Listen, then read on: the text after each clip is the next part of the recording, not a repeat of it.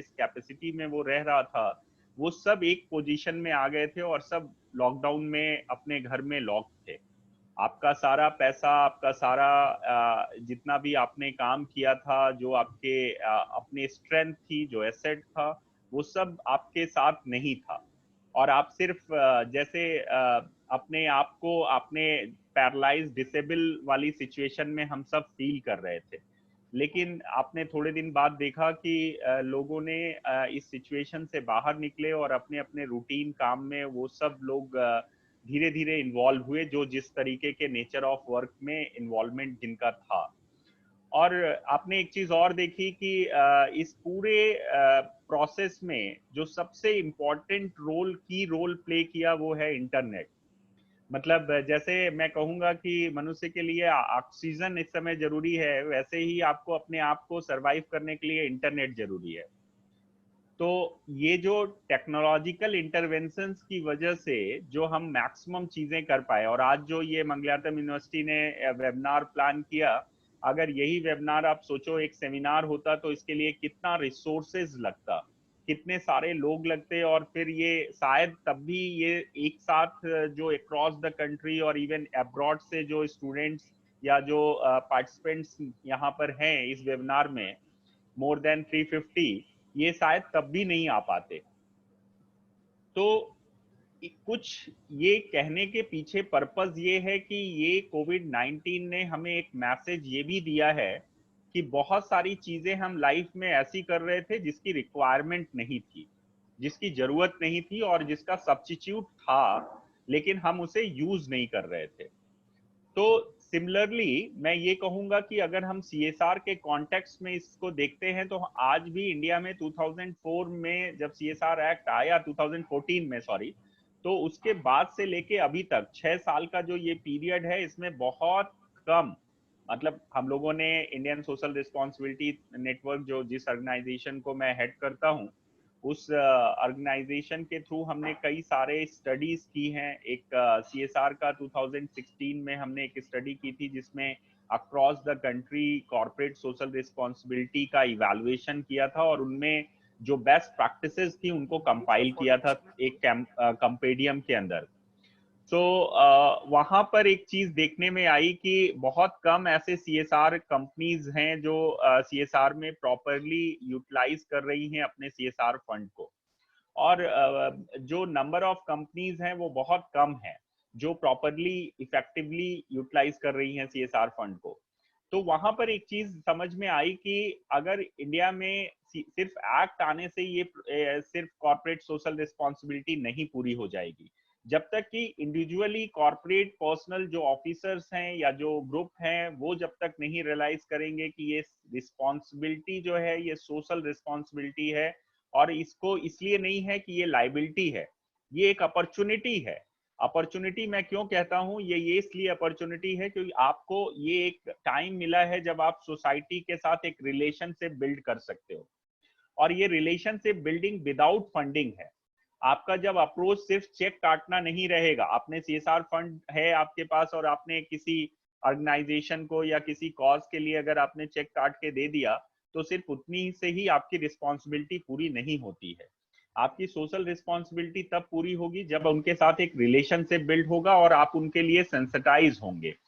तो आज जो टाइम है वो टाइम अब ये आ गया है कि आपको अगर बिजनेस करना है तो आपको सोसाइटी को साथ लेके चलना है, और उसमें एक और चैलेंज और जुड़ गया है कि अब आपको अपना सर्वाइवल भी करना है। मतलब कंपनी के लिए भी अपने आप को जिस सेक्टर में, जिस इंडस्ट्री जो भी काम कर रही है, उस सेक्टर को अगर रिवाइव करना है तो उनको अपनी भी मार्केट स्ट्रैटेजी अब बदलनी पड़ेगी, और तभी वो कंपनी अपने सीएसआर अपना प्रॉफिट गेन कर पाएगी, और जो कहते हैं कि रिजल्ट ओरिएंटेड सीएसआर करने के लिए वो आगे आ पाएगी। तो दो चीजें यहाँ पर फोकस करने की है। जो फर्स्ट पार्ट है कॉर्पोरेट का, जहां पर कॉर्पोरेट को अपने मार्केटिंग स्ट्रैटेजी, अपनी ब्रांडिंग स्ट्रैटेजी, अपने प्रोडक्शंस और अपने ओवरऑल स्ट्रक्चर को रिव्यू करने की जरूरत है। उनके काम करने का प्रोसेस उनको चेंज करना पड़ेगा। साइमल्टेनियसली जो जिनको भी काम करना है उनको सोसाइटी को साथ लेके चलना पड़ेगा। जैसे एक एग्जांपल अगर मैं बताऊं, तो आज के टाइम पर जितने भी इंडस्ट्रीज हैं उनको अगर पब्लिक के साथ इंटरेक्ट करना है तो कोविड-19 की गाइडलाइन को फॉलो करना होगा। तो फॉलो करने के लिए हमें इंफ्रास्ट्रक्चर्स के अंदर आसपास जहां पर भी हमारा क्लाइंटल एरिया है या जो हमारा ऑपरेशनल एरिया है वहां पर हमें इंफ्रास्ट्रक्चर डेवलप करने पड़ेंगे as per the covid guideline. और वो ये सब चीजें बहुत स्मार्टली हो सकती हैं अंडर द सीएसआर फंड। इसीलिए मैंने कहा कि अभी सीएसआर फंड को इफेक्टिव खर्च करने की जरूरत है। दूसरा एक और एरिया है जो बहुत ग्रे एरिया है, जहां पर अभी तक कॉरपोरेट और एकेडमिक इंस्टीट्यूशंस के भी ध्यान उस तरफ नहीं गए हैं कि हमें एज अ एकेडमिया ये भी रिव्यू करना चाहिए। मैं यहाँ पर बहुत सारे एकेडमिशियंस बैठे हैं इसलिए इस बात को फोकस करना चाहूंगा कि इस बात को भी हमें सोचने की जरूरत है कि जो ये शेड्यूल 7 के अंदर एक्टिविटीज सीएसआर एक्ट के अंदर दी गई हैं, क्या उसको कभी एकेडमिक पॉइंट ऑफ व्यू से हमने रिव्यू किया है? और जो पिछले 6 साल में जिस तरह से सीएसआर एक्सपेंडिचर्स हुए हैं, जो एक्टिविटीज हो रही हैं, अगर आप उसको देखेंगे तो बहुत ही आपको लगेगा कि बहुत इफेक्टिव मैनर में नहीं हो रहा है। आज भी बहुत सारे कॉरपोरेट कंपनीज जो हैं वो प्राइम मिनिस्टर प्रधानमंत्री मोदी जी के इनिशिएटिव्स पे आगे चलते हैं। उनका अपना सेल्फ इनिशिएटिव नहीं है। अभी प्रधानमंत्री ने 2015 में कहा कि टॉयलेट बनाना है देश भर में, तो बहुत सारे कॉरपोरेट निकल के आए और सीएसआर फंड पूल हुआ और देश भर में करोड़ों टॉयलेट थ्रू सीएसआर फंड बने। इसी तरह से आपने अभी देखा कि पीएम केयर में जब उन्होंने अपील की तो पीएम केयर्स के अंदर बहुत सारा सीएसआर फंड आया। ये अच्छी बात है, मैं ये नहीं कहता कि ये गलत है, लेकिन जो ये थीम है कॉर्पोरेट सोशल रिस्पॉन्सिबिलिटी का, जो सोल है, जो उसकी आत्मा है, वो ये नहीं है कि आप अपने पैसे को सीएसआर फंड को सिर्फ आप एक अच्छे काम के उसमें डाल दें तो आपकी रिस्पॉन्सिबिलिटी पूरी हो जाती है। ये मेरा व्यक्तिगत मानना है कि आपको स्वयं आगे आके सोसाइटी के लिए अपने फंड को यूटिलाइज करके इन्वॉल्व होके काम करने की जरूरत है, और तब आप सही मायने में अपनी रिस्पॉन्सिबिलिटी को कंट्रीब्यूट कर पाओगे। क्योंकि अभी आप सिर्फ फंड के थ्रू कंट्रीब्यूट कर रहे हो, लेकिन जब आप कुछ प्लान करके एग्जीक्यूट करोगे तो आप प्रैक्टिकल आपका इन्वॉल्वमेंट होगा और आप सोसाइटीज की जो नीड है उसको आप समझ पाएंगे और उसके अकॉर्डिंग आप अपने आप को इन्वॉल्व कर पाएंगे। तो कॉर्पोरेट सोशल रिस्पॉन्सिबिलिटी के अंदर ये बहुत इंपॉर्टेंट है कि हमें कॉर्पोरेट को कैसे इफेक्टिव तरीके से इस बात को समझाना, और इसमें एकेडमिक इंस्टीट्यूशंस का रोल बहुत इंपॉर्टेंट हो जाता है। क्योंकि अगर हमने अपने सिलेबस में डिजाइन करें शेड्यूल 7 एक्टिविटीज को और उसके अकॉर्डिंग अभी अभी कोविड-19 को भी आपको अपने सिलेबस में लाना पड़ेगा। पार्ट ऑफ ये जो इसके डूज हैं, डोंट्स हैं, इसका जो बिहेवियर चेंज है, क्योंकि जैसे संजय सर ने बोला कि अब ये जो कोविड-19 या कोरोना वायरस जो प्रॉब्लम है ये लॉन्ग टाइम प्रॉब्लम है, ये वन डे प्रॉब्लम नहीं है, और इसके साथ अब हमें जीना सीखना पड़ेगा और अपने बिहेवियर्स को चेंज करना पड़ेगा। तो उस बिहेवियरल एक्टिविटीज में हमें एकेडमिक सिलेबस के अंदर हमें बहुत सारी चीजें इंक्लूड करने की जरूरत है, जहां पर हमारे स्टूडेंट्स और जो आने वाली जनरेशन है वो इसकी जो माइन्यूट जो प्रॉब्लम है उसको समझ सके, उसकी सीरियसनेस को समझ सके और उसके अकॉर्डिंग काम कर सके।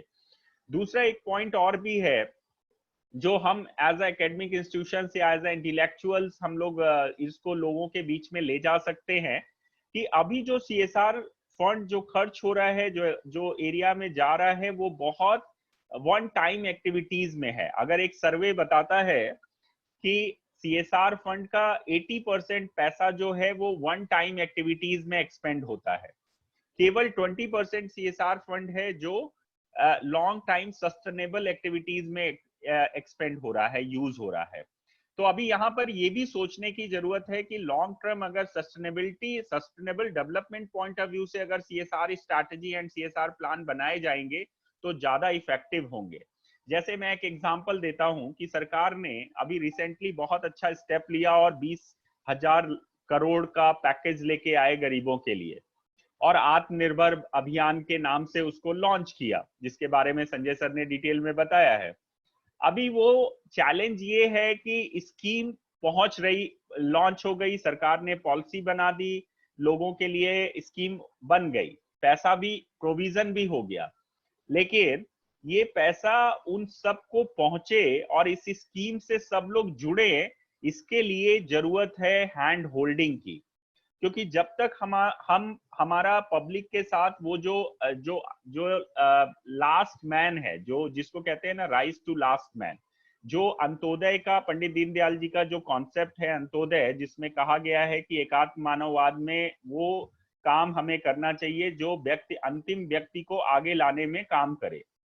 तो अगर ये हमारा अप्रोच और स्ट्रैटेजी अगर ये होगी कि हम कम्युनिटी के हर एक सेक्शन को, और स्पेशली वो जो अंडर प्रिविलेज सेक्शन है, जो वल्नरेबल सेक्शन है, अगर उसको उसके लिए हम प्लान करें, तो क्या प्लान करें? सरकार ने 20 लाख 1000 करोड़ रुपए तो रख दिए, अभी वो उस पैसे को लोगों तक ले जाने के लिए डिफरेंट डिपार्टमेंट, डिफरेंट स्कीम्स के जो जिसके अंदर वो प्रोविजन है, उसको पब्लिक के साथ कनेक्ट करना। तो ये कनेक्ट करने का जो काम है वो कौन करेगा? वो कॉर्पोरेट सोशल रिस्पॉन्सिबिलिटी के थ्रू हैंड होल्डिंग का काम हो सकता है, स्कीम को रोल आउट करने का काम हो सकता है। सरकारी सिस्टम में वो उतनी चीजें नहीं है कि वो सारे पूरे सिस्टम को कैप्चर कर ले। तो इसमें पब्लिक पार्टिसिपेशन बहुत इंपॉर्टेंट रोल प्ले करता है, और जिसके थ्रू लोगों को हम एक्चुअल में बेनिफिट दे सकते हैं। तो मेरा कहना यह है कि अगर हम इफेक्टिवली सीएसआर फंड को हम यूटिलाइज करना चाहते हैं आज के करंट सिनेरियो में, तो हमें 3-4 चीजें मैं बात करता हूं जिसको बहुत जरूरी है करना। एक तो पूरे सीएसआर फंड को इफेक्टिव एंड इफिशिएंट तरीके से खर्च करने का एक नया पॉलिसी एंड प्लान बनाने की जरूरत है। दूसरा, सीएसआर फंड को, क्योंकि इंडिया में केवल 20% बड़ा सीएसआर फंड है, 80% बहुत स्मॉल मनी है जो सीएसआर फंड के अंदर आती है, उसको पूल करने की जरूरत है। तो सेकेंड स्टेप है सीएसआर फंड को सस्टेनेबल डेवलपमेंट एक्टिविटीज के अगेंस्ट पूल करने की जरूरत है। थर्ड जो एरिया है जिसके बारे में संजय सर ने भी जिक्र किया कि लार्ज स्केल पर अवेयरनेस जनरेशन की जरूरत है। लोगों को आज भी इस कोविड-19 के को लेके बहुत सीरियसनेस नहीं दिखती है, तो वहां पर इसको एक एक इफेक्टिव अवेयरनेस जनरेशन प्रोग्राम्स की जरूरत है। चौथा, मैं ये कहूंगा कि नीड बेस्ड एक्टिविटीज प्लान करने की जरूरत है। जैसे आज आपने देखा, कुछ लोगों ने अगर आज सुबह न्यूज सुनी होगी तो देखा होगा हर एक न्यूज चैनल पे आज एयरपोर्ट चालू हुए हैं, फ्लाइट्स चालू हुई हैं, तो एयरपोर्ट पे लोगों का आना जाना स्टार्ट हुआ है। तो एक चीज बड़ी अच्छी आपने देखी कि एयरपोर्ट पे आज जो प्लानिंग है वो अकॉर्डिंग टू कोविड-19 हुई है, एज पर द गाइडलाइन हुई है। लोग डिस्टेंस मेंटेन कर रहे हैं, प्रॉपर सैनिटाइजेशन हो रहा है, लोगों को गाइड किया जा रहा है, जो लोग ट्रांजिट कर रहे हैं उनको बताया जा रहा है कि आपको क्या सेफ्टी रखनी है। तो ये एक एक एग्जाम्पल है सक्सेस, मैं इसे एज अ सक्सेसफुल एग्जाम्पल देखता हूं कि एयरपोर्ट अथॉरिटी ऑफ इंडिया ने ये अरेंजमेंट किए हैं। सिमिलरली हर एक कंपनी को, हर एक कॉर्पोरेट को अपने ऑपरेशनल एरिया में इस तरह की गाइडलाइन और इस तरह के अरेंजमेंट्स करने की जरूरत है जो वो अपने सीएसआर फंड से कर सकते हैं। अगर वो ऐसा करते हैं तो वो एक इफेक्टिव सीएसआर एक्सपेंडिचर होगा, ऐसा मेरा मानना है। और लास्ट एक चीज ये है कि हमें इकोनॉमी रन करनी है तो सोसाइटी के साथ रन करनी है। कॉर्पोरेट को अपने प्रॉफिट के साथ साथ सोसाइटी को भी साथ लेके चलने के लिए जो प्रॉपर जो चीजें हैं, जो रिसोर्सेज हैं, उनका ऑप्टिमम यूटिलाइजेशन करने के लिए प्लान करना है।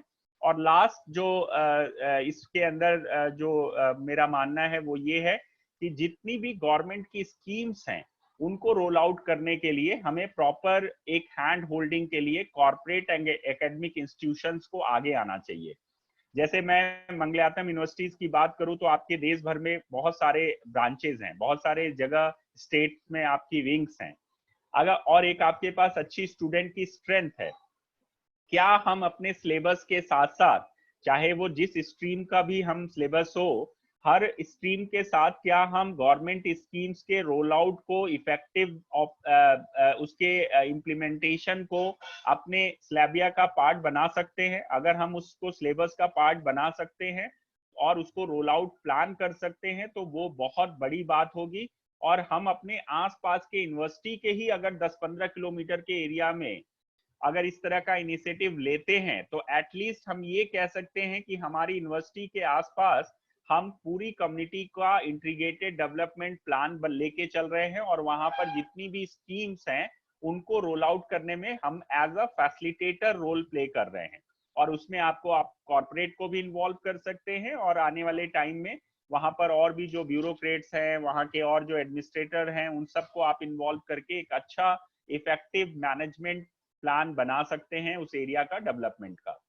तो ये कुछ चीजें थी आज के टॉपिक के से जो रेलेवेंट थी, मुझे मेरे ये थॉट्स थे जो मुझे आपके साथ शेयर करना था। और मैं फिर से एक बार धन्यवाद दूंगा मंगलायतम यूनिवर्सिटी को, उनके चेयरमैन को, सभी ऑफिस बेरर को कि उन्होंने मुझे ये मौका दिया और आप सब ने मुझे ध्यान से सुना। समय बहुत ज्यादा हो चुका है और इसीलिए मैंने कम से कम शब्दों में अपनी बात रखी है और थॉट आपके साथ शेयर किया है। इस थॉट को अगर आप अपने साथ अपने एक इसका इन्वसाज करेंगे तो जरूर आने वाले समय में ये एक इफेक्टिव होगा, और हम सब मिलकर नए भारत को सुरक्षित भारत और स्वस्थ भारत बना पाएंगे।